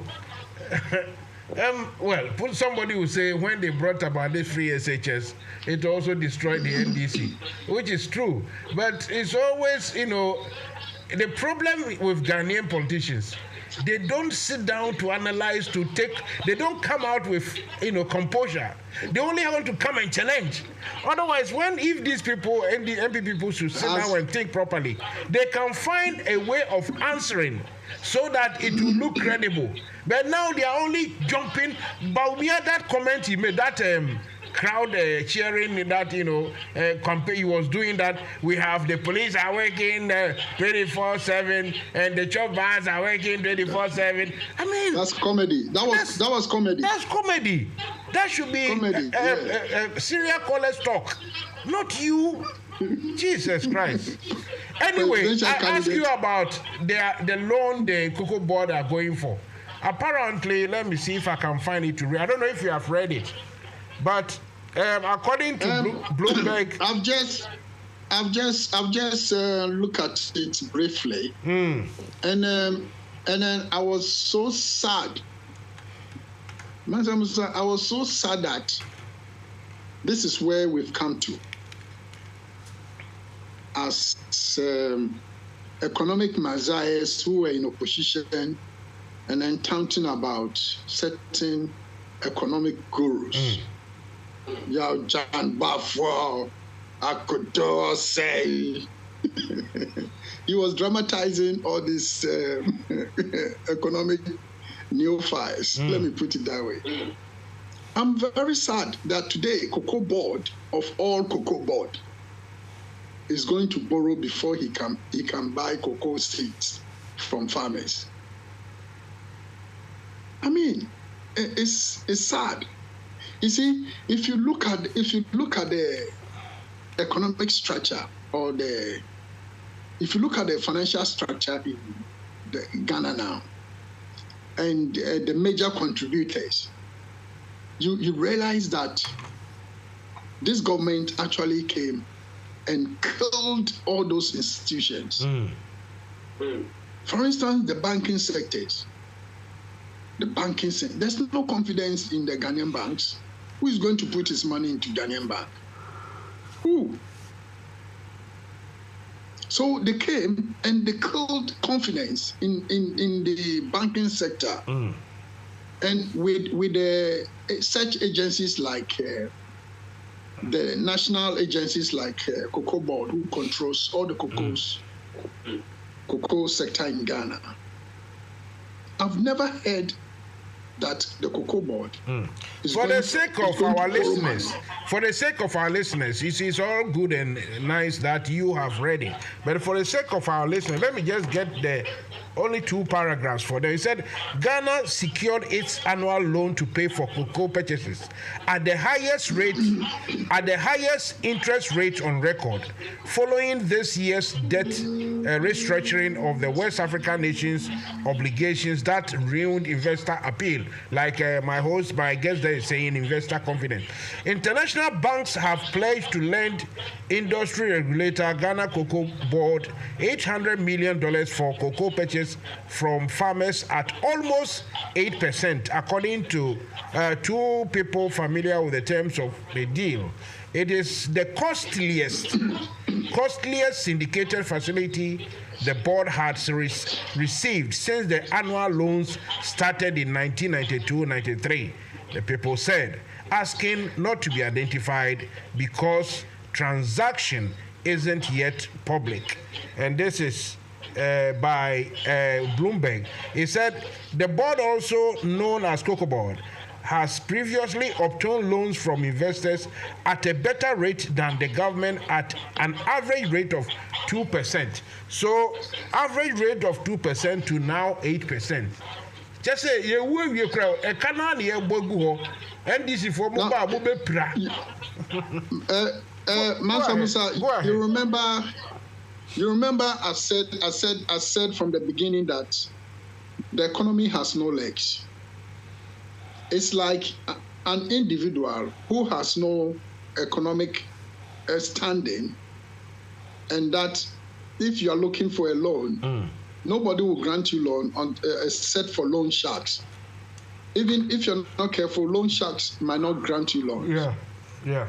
Right? And then with loan sharks, their interest is very, very high. Of course. Above the market, above the market prices. Rate, yeah. So this is where Ghana is at now, because our rating is very low. So So we are so down that we are now going to loan sharks to borrow. Like, yeah, no. You two, that is the situation, my friend. Some things, so loan sharks can be from US. Yeah, let's listen to Canby's for Canby. If I may chime in. Yeah. MANSA MUSA, the problem that this government is facing started in, I think, 2018, 2019. Every government, successive governments, if you look at our governance system and the tradition has been that every government gets a soft loan from the private sector, local private sector, right? Like the banks and contractors, road contractors. You know how that works? When every government comes to power and they award road contracts, they don't give you any money. It is the contractors who have to go and mobilize and then go to site and do what they have to do. And then government will pay them as and when they finish a portion of the job, and then they pay them in piecemeal. So it gives government a sort of soft loan, okay? Now, two, the banks. The banks are also assisting the road contractors. In effect, it's also helping the government when you look at the way it runs. The banks getting financially healthy because they are doing business with road contractors. Government is involved in it. So whenever government needs help, as far as borrowing, they can fall on local banks and say, oh, we need amount of money, and the banks will just do business with the banks. But today, you collapse the banks, you collapse road contractors' business, that impacts the bank, and you collapse some of the banks. So now that you are having problem with your international creditors, if your local banks were to be healthy, you would have fallen on the local banks and say, hey, we need X amount of dollars to buy our syndicated, cocoa, syndicated cocoa loan. Yeah. But because you have killed your local bank and you are restructuring your foreign debt, and you're still going to the same people you have defaulted paying them and asking them to give you money to buy, cocoa, it makes no sense, because these people are vampires. They're going to kill you. You understand? So had you kept your local banks healthy, today you fall on them, and then they will give you that soft loan. You can buy your cocoa as you always do, and then you pay them as and when you get the money. They can't do anything to you. They are on your land. Unfortunately, we have made all our banks unhealthy. Like my colleague panelist just said, that there is no confidence in the bank. You've compelled Ghanaians to keep their monies at home, okay? Not sending it to the bank. The banks are suffering. So how on earth can you even get anything from the bank when you know the banks are lending at an average of, a 30% interest rate? I mean, it does not add up. You don't run a country like that. Because why do you buy local cocoa beans and you go to a foreign bank to borrow that money? If you borrow this money from local banks, and even you are giving them 5%. You see, Mr. Can be, and because of the time, I have a gentleman in Accra on the line. He will come in. But you see what you guys are saying, tonight. For me, I can talk for England. I can talk till tomorrow. And when I sit here alone, I can talk. You see, but you have brought some dynamic, there's some rich dynamic into the conversation. All what you have spoken makes so much sense that, you see, all the things you are mentioning, how you are looking for 800 million that one footballer in Europe can provide, and the whole country looking for 800 million, you can't get it from within your country, you have a problem. And that is the absence of local banks. You have a problem. Right. It's not, we are not looking for 20 billion, $800 million, and your local people cannot. It means we have a problem. MANSA MUSA. Yes. MANSA MUSA, do you know the oil revenue that accrued to this government. Don't even go. That's, you see, let's see it in a bulk. We have a problem. If we are begging for 800 million at 8% from foreigners, we have a problem. Anywhere else, the finance minister and all the Baumia and the they won't even dare that they are coming to contest to be president. In addition, Mansa Musa, in addition to that, let me bring in the young man. Did you hear Atu Mansa Musa, just one bit, Atu mentioned about government giving tax exemption of over $400 million. Yes, I know. When you are that broke, some are building private from IMF. Yeah, some are building private hotels and the rest. Listen, let the gentleman in Accra also have a say small. Okay. Abolo. Musa. Abolo. Masa Musa. Welcome to the show. Thank you very much, my brother. I know you have been listening. What have you got for us? Look, I don't know, maybe they have light off or something, but not him alone. 3 people. I'm calling them and it's not going through. So I don't know. Some group maybe of people. Region is let me read this one so that you continue. This group of people here. These people call themselves the something. Let me see. It said the Chamber for Local Governance. Their spokespeople, 2 of them, they wanted to come and explain why they support the 24/7. But they too, I can't read them. Maybe it's electricity or something. I don't know. Anyway, Abolo, whilst you are here, let's go. Masa Musa, mine is just brief because you said something that we have a problem. Indeed, we have a problem. Masa Musa, I was listening to you interview one of our colleagues talking about John Dramani Mahama messing the economy when we have oil food or with oil. He made the economy and sent us to IMF. Then it was 1 oil food. Today it's 3 oil food, but we are at IMF. So, Masa Musa, is true, we have a problem. Because if you don't have problem, common sensely, you can't do this argument. Masa Musa, I cannot show you how to moderate your show, but when you have the MPP people, let them tell us the time MPP, Baumia, Nana Akufo-Addo, His Excellency, we're talking of 1 village, 1 dam, 1 district, 1 factory. Do they believe in it? Were they able to tell them that they cannot do it? Because you're talking about loans.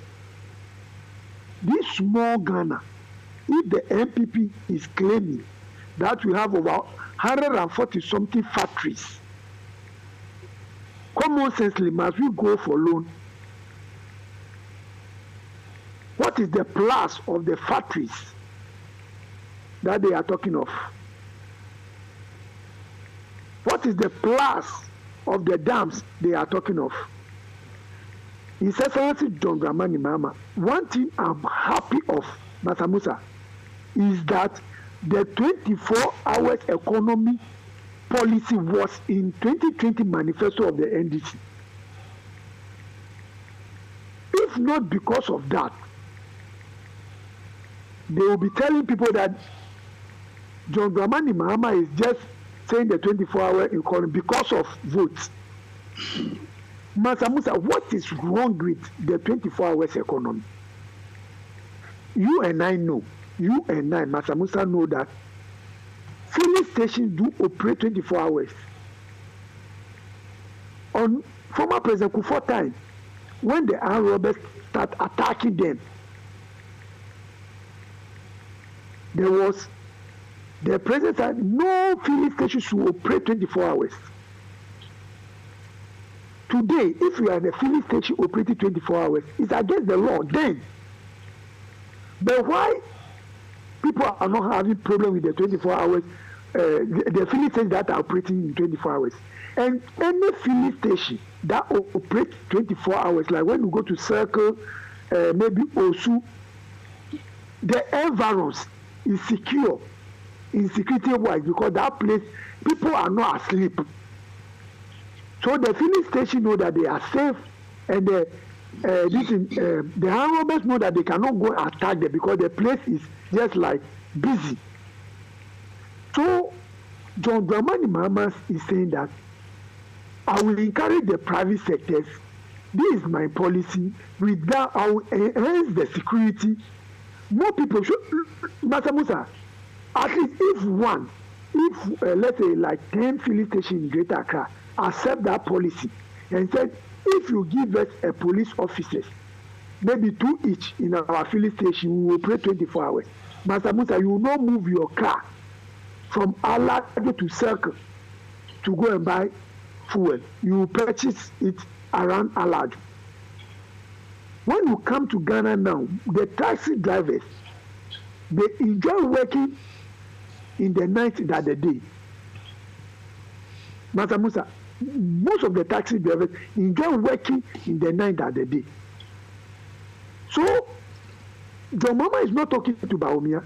When you listen to the vice president replying, look at the way he's throwing himself, like he's fighting John Dramani Mahama is talking to the hustlers, we the street boys, and we know the 24 hours economy will add up something. And Vice President Bawumia is saying that some institutions are working in the night already, choppers are working in the night already. Don't we have factories in Ghana then before they were saying one district, one factory? Master Musa, don't we have dams in Ghana then before they were saying one village, one dam? Only one policy, and now they oh my God, Ghana have a problem. Master Musa,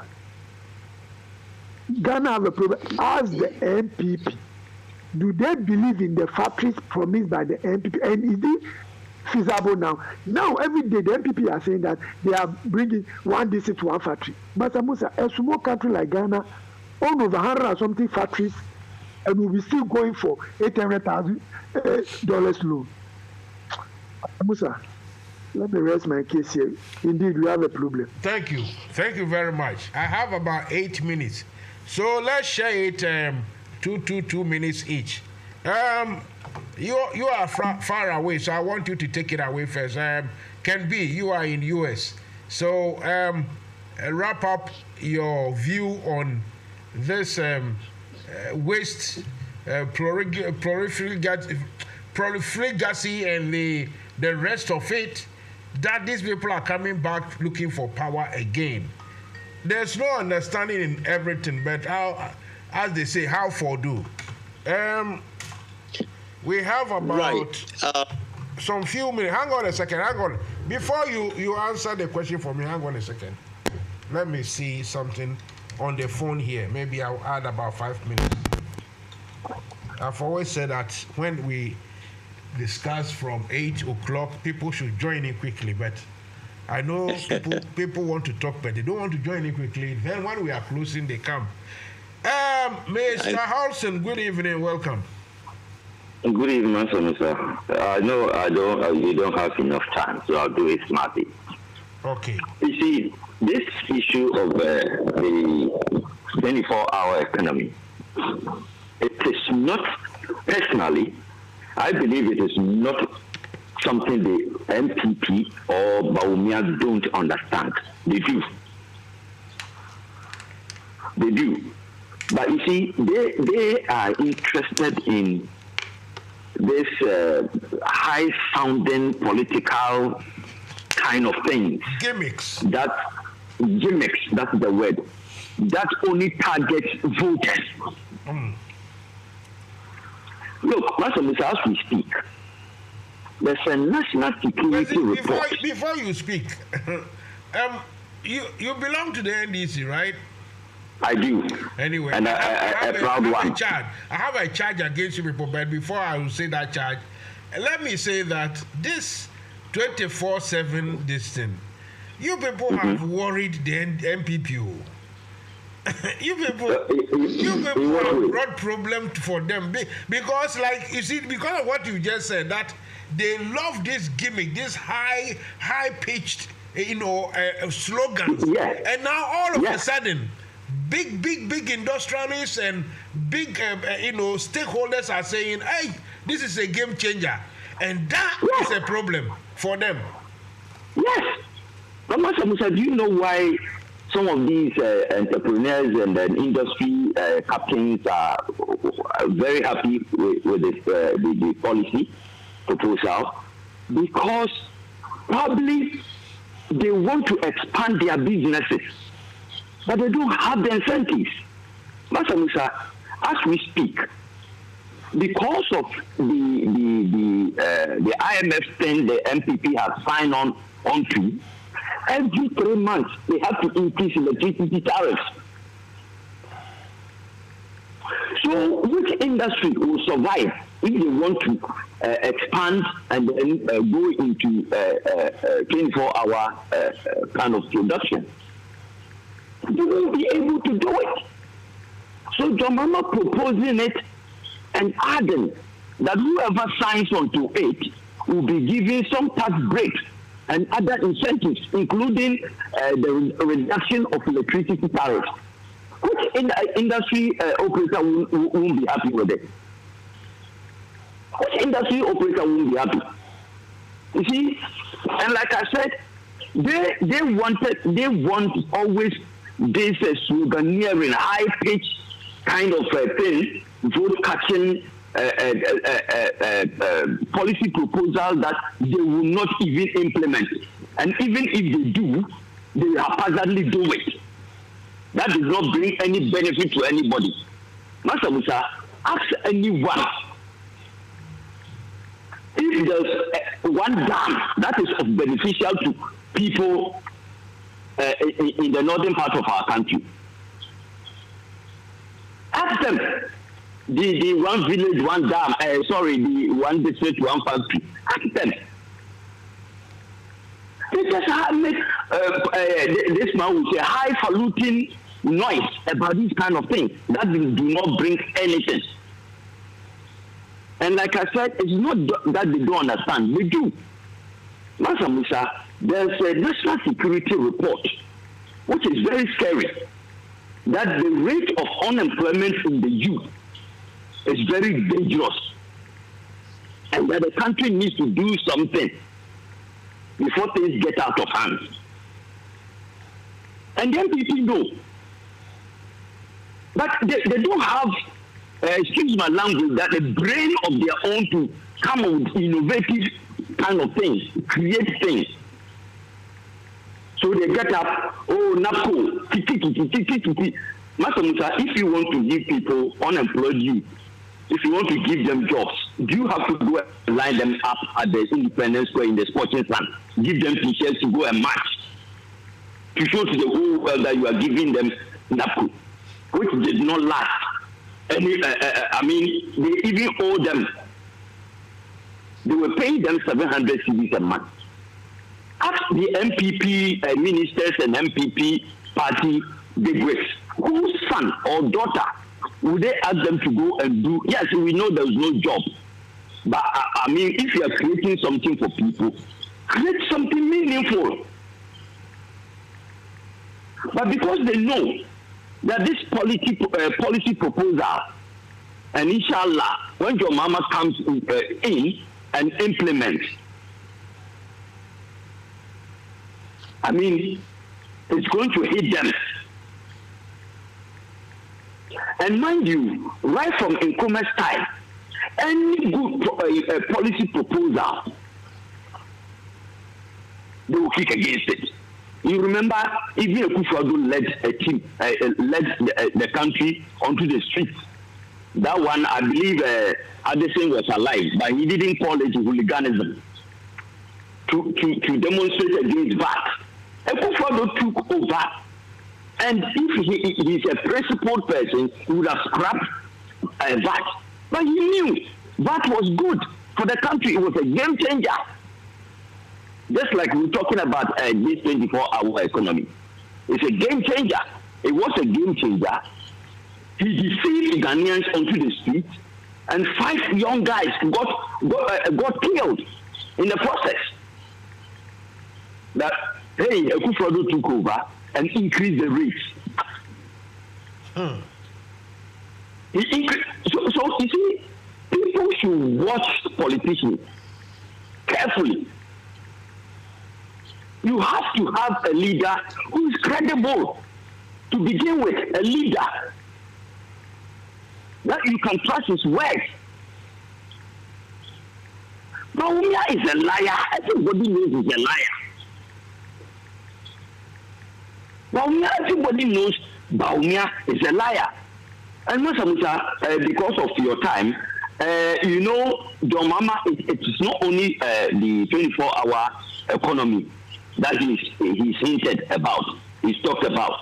He talked about reducing the ministers, Akufo-Addo, making a history in the Guinness Book of Record, 127 ministers for this small country.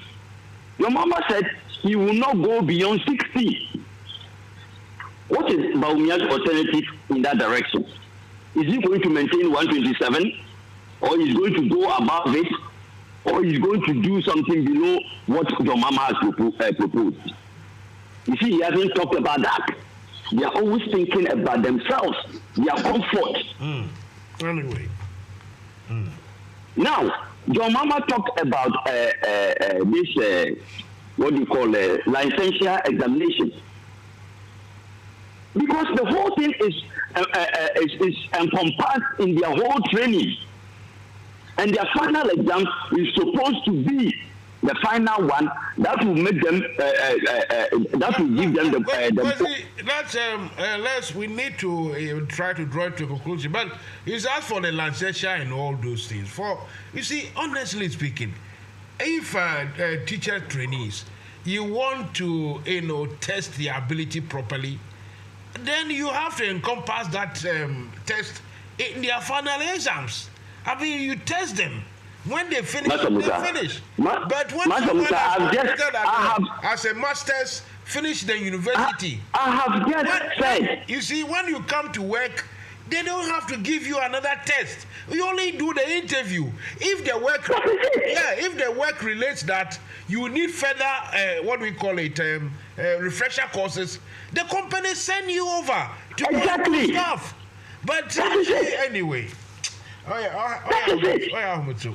you remember those days when we were in Saito and these training teacher trainees? When I think when they are in their 3rd year or the 4th year, they come to the schools. Exactly, and they will get an inspector who will go round. Yes. So it's part of their district. And then when these people finish, these days, when these people finish, somebody will say they go and say they are somewhere. Then you call them again to come and write exam. If they fail, it means all the 4 years. The fact that they will do extra exams and fail, I wouldn't say it's their fault if they are not prepared properly from the training institutions. That is something we have to look at. We have to tackle from that source.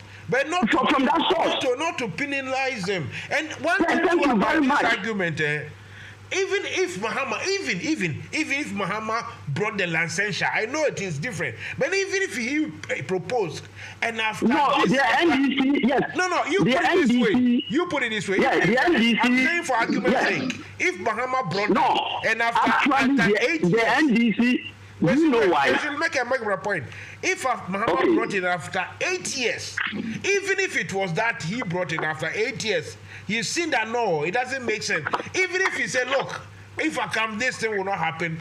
I don't think it's any big deal to say that, okay, because he said he will bring it down. I mean, it doesn't. You see the irony in MPP's argument all the time. This is the same person you said is incompetent.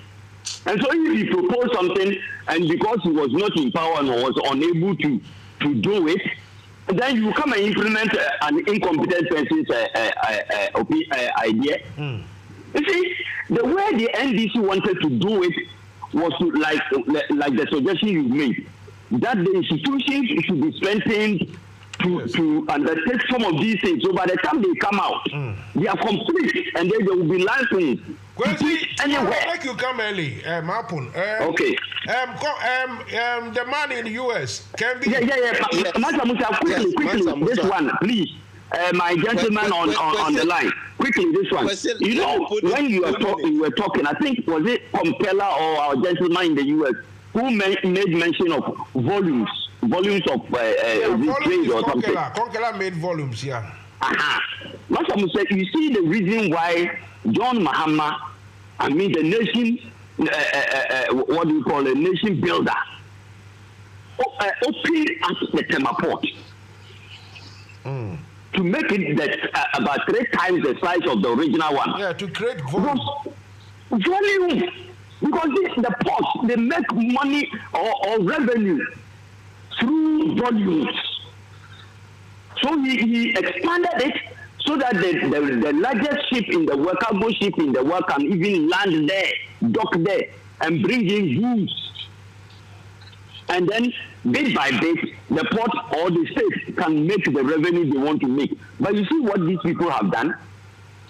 They have astronomically increased everything. Sometimes you see people's bills from the port, and you have like 27 different taxes. Okay, because we now people cannot. We don't have enough time here, Kwesi. Thank you. Can be. Thank you. Wrap up for us, can be. Yeah, MANSA Musa, in wrapping up, right? For me, 2 things is what I think it's really killing these MPP people. You know, they like to couch phrases like Kwesi said. When Mama used the 24-hour economy, that catchphrase resonates, you know, and it goes home with everybody. So you don't need to explain, you know, like they've been doing to Ghanaians. They say 1 district, $1 million, 1 district, 1 factory, 3 SHS. Those catchphrases are so easy to resonate. So for Mama to come up with a 24-hour catchphrase is what is killing them, okay? That on the side. But where I ask questions, and I think Ghanaians should also ask the same question, is that after spending over 600 billion of loans, you know, taking loans to the tune of 600 billion, taking tax revenues, you know, revenues from our extractive sector and all that, you couldn't turn the economy around in 7 years. But you went to the IMF, they gave you only first tranche of $600 million. You're telling Ghanaians that we've turned the corner. If you could turn the corner with $600 million, then how could you not have turned the corner with all the, billions of, cities that you've rocked already under your sleeves? So the whole thing doesn't make sense. It's like they bamboozle and gaslight Ghanaians all the time, but it's about time that we start asking questions. Because it's about time. Listen, tomorrow, 6 million can make these days, I have certain things to do at certain point. So I cannot confirm that I'll be here tomorrow. But hopefully, if I'm here, I will urge you, can be, and the rest of you, please do share the links to everybody so that we can get people to come. I will urge you to come and we discuss, because the points you guys have raised, like they say, the sense no day for one man in head. If I sit here alone, I can talk till tomorrow. But the sense you people have brought to bear on today's show is immense, and I love to have more of it. Mr. Konkela, you two change your side and let's see. Then we can all go. MANSA, just send the link. Okay, send and then we'll spread it out. Yeah, MANSA, you want me to run up? What? Sorry, I didn't hear that. You said I should do what? No, I said send the link as you do always on WhatsApp. And then we'll just also disseminate it. Okay, fair enough. Thank you. Right, come. MANSA, yeah. You want me to run up? Please. You want me to run up, yeah? Yes. You know what? At this stage in our economy, I really don't want to make an argument where we are caught in between two political parties, NPP and NDC. I really hate to do that. At this stage of our economy, it is completely clear.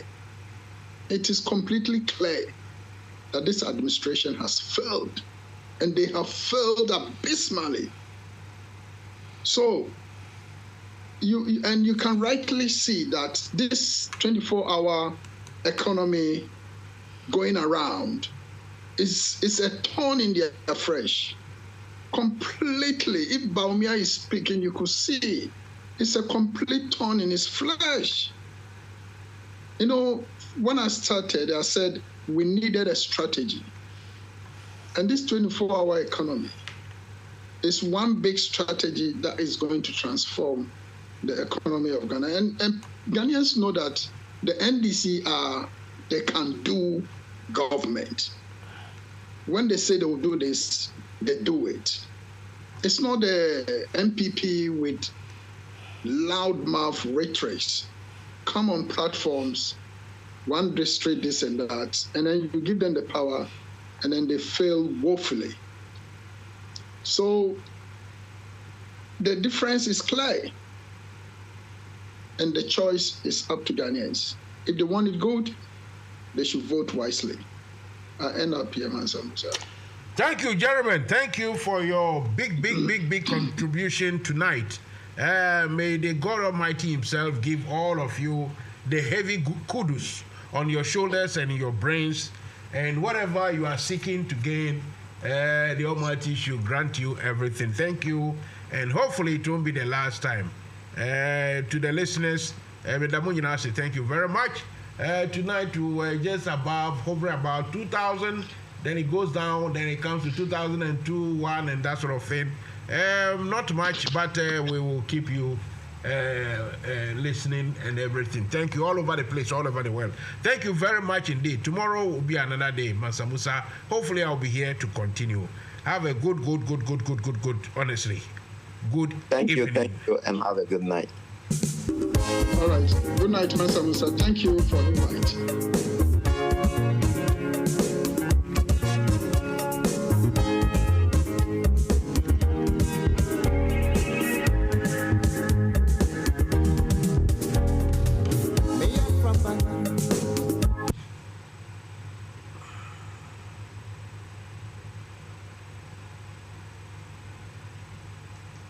NFM Radio.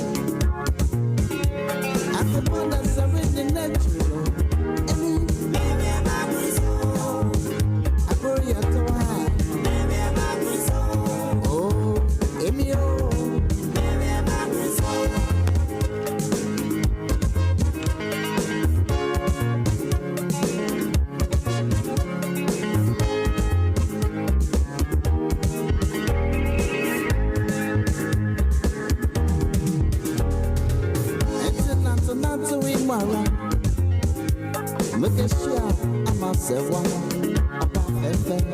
I'm a